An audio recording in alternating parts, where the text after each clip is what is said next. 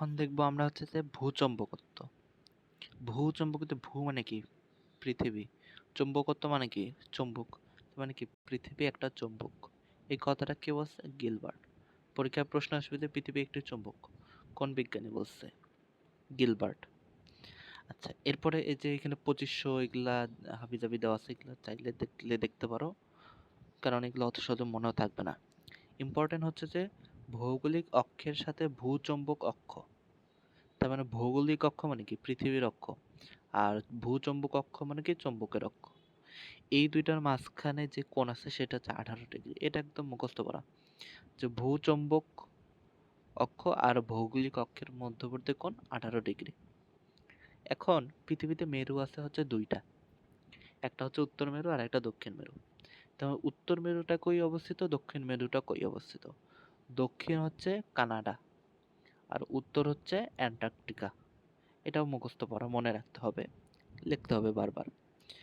এখন ভূচম্বকত্বের উপাদান আছে কয়েকটা, ঠিক আছে? উপাদান কয়টা? 3টা। একটা হচ্ছে বিচ্যুতি কোণ বা সংক্রমক কোণ। এখন এই সংক্রমক কোণ কথাটা মনে রাখতে হবে, কারণ বিচ্যুতি কোণ দিয়ে কিছু অঙ্ক আছে, তো ওখানে বিচ্যুতি কোণের জায়গায় সংক্রমক কোণও বলতে পারে, যে সংক্রমক কোণ কত, সেই ক্ষেত্রে মানে উল্টাপাল্টা লাগতে পারে। আর এটাকে কি দ্বারা প্রকাশ করা হয়? থিটা দ্বারা। এরপরে আছে কি? বিনতি কোণ। এরপরে আছে ভূচুম্বক ক্ষেত্রে আনুভূমিক পাল্লা।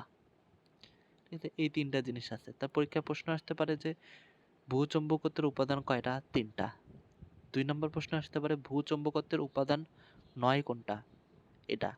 3 নম্বর প্রশ্ন আসতে পারে এই যে এগুলোর রিলেটেড কিছু ম্যাথ আছে, সামনে দেখব।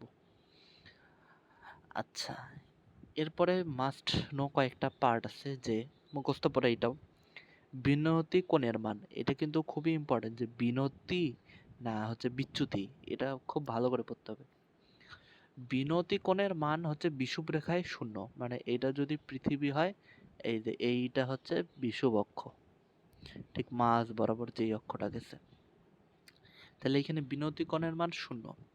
আর পৃথিবীর দুই চুম্বক মেরুতে 90 ডিগ্রি। এরপরে এইটা খুবই ইম্পর্টেন্ট, যে ঢাকার বিচ্যুতি কোণ, এটা কিন্তু বিনতি কোণ না, বিচ্যুতি হইলে কত হবে? 1/2 ডিগ্রি। আর বিনতি হইলে হবে কত? 31 ডিগ্রি। 31 ডিগ্রি উত্তর, এটাও মাথায় রাখতে হবে। জাস্ট এগুলো মুখস্থ, এগুলো কয়েকবার লিখতে হবে। ওকে, এরপরে রাজশাহীতে আনুভূমিক পাল্লা কত? 29। 29 কি? এককটাও লাগবে, যে অ্যাম্পিয়ার মিটার ইনভার্স 1। এরপরে উত্তর সন্ধানী হইলে হবে হচ্ছে নীল মেরু, দক্ষিণ সন্ধানী হইলে হবে লাল মেরু। তো পরীক্ষা প্রশ্ন দিবে যে উত্তর সন্ধানী মেরুকে কি বলা হয়? নীল। দক্ষিণকে বলা হয় কি? লাল। ঠিক আছে, এরপরে হচ্ছে যে মেরুতে আনুভূমিক পাল্লা 0। তো পরীক্ষা প্রশ্ন দিতে পারে যে আনুভূমিক পাল্লা 0 কোথায়? যে সামনেই আছে, এই যে যদি একটু দেখাই, যে এইখানে হয়তো বা নাই, সামনে কোথায় জানি ছিল, এই যে এই যে 1 নম্বর প্রশ্নটায়, যে বিনতি কোণ 0 কোথায়? এই যে 22-23 সালেই আসছে, কোথায় হবে? বি নাম্বার, চৌম্বকীয় নিরক্ষরেখা। ও, এটা বিনতি। এই যে এই 2 নম্বর প্রশ্নটা, যে ভূচুম্বকের আনুভূমিক উপাংশ 0 কোথায়? সি নাম্বার অ্যান্সার, মেরু অঞ্চলে। এটাও 22-23 সালে মেডিকেলে আসছে। তাহলে এই যে এখানে বলছে যে মেরুতে আনুভূমিক পাল্লা 0।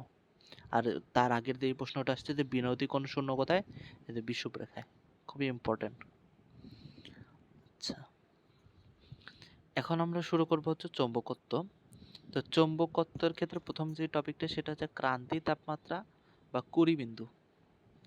তা এটা সংজ্ঞাটার ক্ষেত্রে মেইন টপিকটা হচ্ছে যে চৌম্বকের চৌম্বকত্ব বিলুপ্ত হয়, মানে যেই তাপমাত্রা চৌম্বকের চৌম্বকত্ব বিলুপ্ত হয় তাকে বলা হয় কুড়িবিন্দু অথবা ক্রান্তি তাপমাত্রা। এটাও ইম্পর্টেন্ট, খুবই মুখস্থ পড়া। কোবাল্টের কত? কোবাল্টের হচ্ছে যে 1100 ডিগ্রি অথবা 1400 কেলভিন। আর আয়রনের ক্ষেত্রে হচ্ছে কত? 770 আর 1043। নিকেলের ক্ষেত্রে 400। এটা একবার পরে কখনো মনে রাখবে না, এইটা কমপক্ষে হইলেও প্রথমে একবার হচ্ছে যে দেখে, দুইবারও হচ্ছে যে দেখে, আর 3 নাম্বারের বেলা হচ্ছে না দেখে লিখতে হবে। এই 3 বার যদি লেখা যায় তাহলে এই 3টা তাপমাত্রা মনে থাকবে। এরপরে যে ক্রান্তি তাপমাত্রার চৌম্বকত্ব সর্বাধিক হয় তাকে বলা হয় নীল তাপমাত্রা। মানে চৌম্বকত্ব হবে হচ্ছে সর্বাধিক, সেটাকে বলা হয় নীল তাপমাত্রা। এগুলো জাস্ট মুখস্থ পড়া। এরপরে এটা খুবই ইম্পর্টেন্ট যে চৌম্বকত্ব কয় প্রকার। চৌম্বকত্বকে প্রধানত 3 ভাগে ভাগ করা যায়। একটা হচ্ছে প্যারাচৌম্বক, ডায়াচৌম্বক আর ফেরোচৌম্বক। এখান থেকে যেই জিনিসটা লাগবে সেটা হচ্ছে উদাহরণ। এই যে সোডিয়াম, অ্যান্টিমনি, এতগুলা উদাহরণ। এখান থেকে প্রশ্ন করা খুবই সহজ যে নিচের কোনটা প্যারাচৌম্বক নয়, নিচের কোনটা ডায়াচৌম্বক, অথবা নিচের কোনটা ফেরোচৌম্বক নয়। তা উদাহরণগুলো কেমনে মনে রাখবো, এখানে 3টা আছে, প্যারাচৌম্বক, ডায়াচৌম্বক, ফেরোচৌম্বক। তা ফেরোচৌম্বকের উদাহরণ থেকে এখানে আছে লোহা, নিকেল, কোবাল্ট। এটা মনে রাখার এই যে নিচে একটা ট্রিক আছে যে কলোনি, আমরা কি বলি কলোনি বা সমাজ কলোনি বলি না, কলোনি। এই কলোনি দিয়ে আমরা ফেরোটা মনে রাখতে পারি। কতে কোবাল্ট, লতে লোহা, নিতে হচ্ছে নিকেল। তাহলে একটা হয়ে গেল। আরেকটা প্রশ্ন, আরেকটা আমরা মনে রাখতে পারি যে ডায়াচৌম্বক। তাহলে আমরা তো ফেরোটা মনে রাখলো, ডায়াটাও যদি মনে থাকে তাহলে প্যারাটা কিন্তু মনে রাখার লাগে না। কারণ পরীক্ষায় প্রশ্ন দিতে পারে যে প্যারাচৌম্বক কোনটা, তাহলে আলাদা করে মনে রাখতে হবে না। বাকি দুইটা ডায়া আর ফেরোর মধ্যে চলে যাচ্ছে, যেটা অবশিষ্ট থাকবে সেটাই হচ্ছে প্যারাচৌম্বক। তো ডায়াচৌম্বকটা হচ্ছে যে এটা একটু কষ্ট করে মুখস্থ রাখবে, যেমন তামা, রূপা, দস্তা, এগুলো সবই কিন্তু আমরা দৈনন্দিন জীবনে ব্যবহার করি। তামাও ব্যবহার করি, রূপাও ব্যবহার করি, দস্তাও ব্যবহার করি। গেল, সহজ সহজগুলো আমরা মনে রাখার চেষ্টা করি। এরপর কি সীসা, কাঁচ। সীসা, কাঁচ জিনিস দুইটা কিন্তু একই নাম।